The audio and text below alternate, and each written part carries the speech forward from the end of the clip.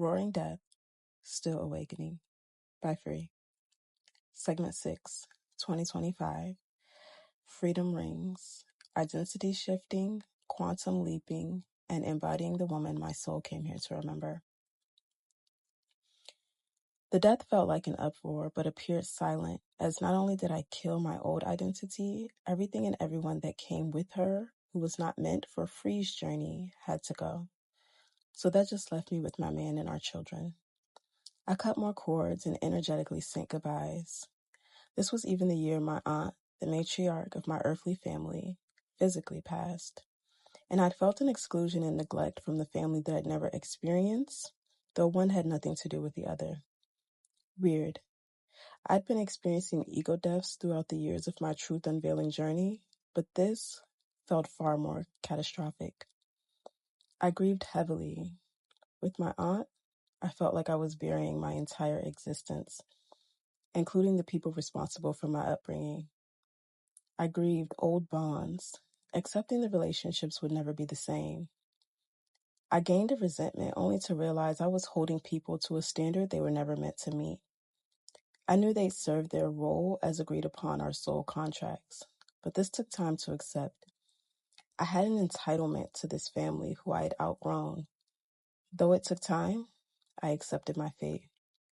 I took back my power, as I am no victim. It was time I'd shift into the identity of a woman aligned with her soul tribe.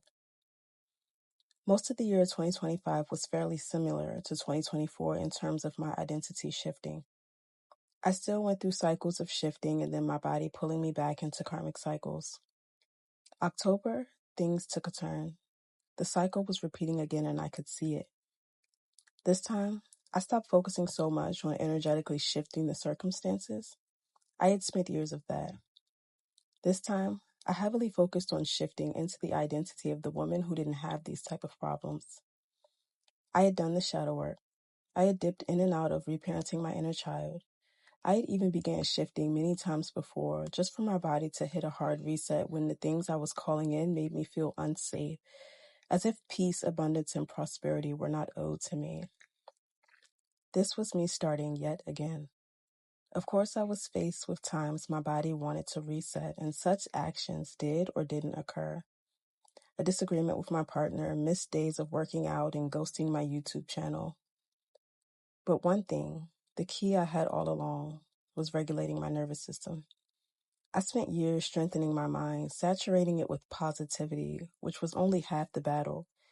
I'd gotten myself out of sticky situations and alchemized a few goals using the power of my mind, but the real key to freedom is a regulated nervous system. I'd attempted this over the years as well, but this time was different. I began focusing on releasing all the stored emotions from this vessel, retraining the chemistry of my brain, and changing my epigenetic for good. I started waking up between 4 to 5 a.m., 6 on my off days. I meditated, focusing on my hips and my root chakra with the intention of freeing generations of stored emotions, keeping free blocked. I practiced revising past experiences and timeline shifting.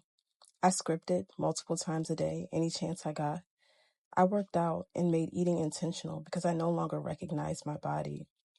I added a habit I'd never considered a part of my routine, one that became a favorite: mirror work. I spoke to and from myself daily, multiple times a day, every time I used the restroom. They say the eyes are the portal to one's soul, so I look deeply into my eyes each time, building an unshakable confidence.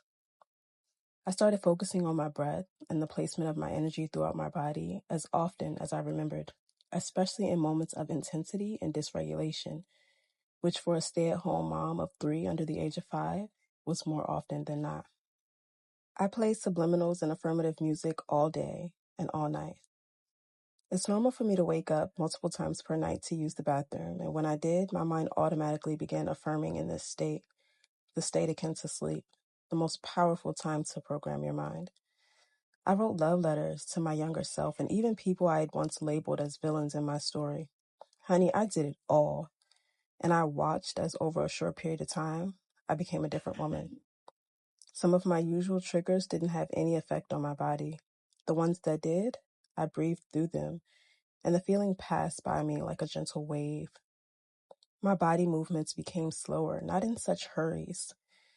I became more focused, deleting my Facebook account permanently and deactivating my Instagram, which I have not revisited to this day. I reprogrammed my mind from teachers like Neville Goddard, Napoleon Hill, Earl Nightingale, and more. By the time December came, I made the decision that by age 30, March 14th of the coming year, I would have it all. I'd be walking as the woman my soul came here to remember on my best timeline, free in every aspect of the word. Every repeated affirmation, every visualization, every script, every word spoken would alchemize before my eyes exactly as I spoke in the timing I proclaimed. And baby, it did. Everything, and I mean everything, shifted according to my will.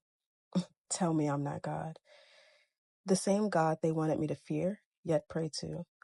The same God I was supposed to wait on to save me, rescue me from some storm, trial, or tribulation.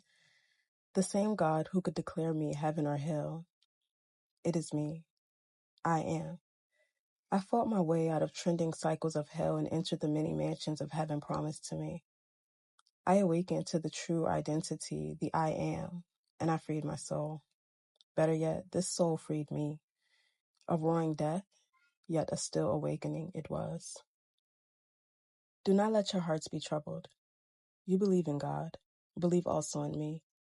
My Father's house has many rooms. If that were not so, would I have told you that I am going there to prepare a place for you? And if I go and prepare a place for you, I will come back and take you to be with me, that you also may be where I am. You know the way to the place where I am going. John 14, 1-4.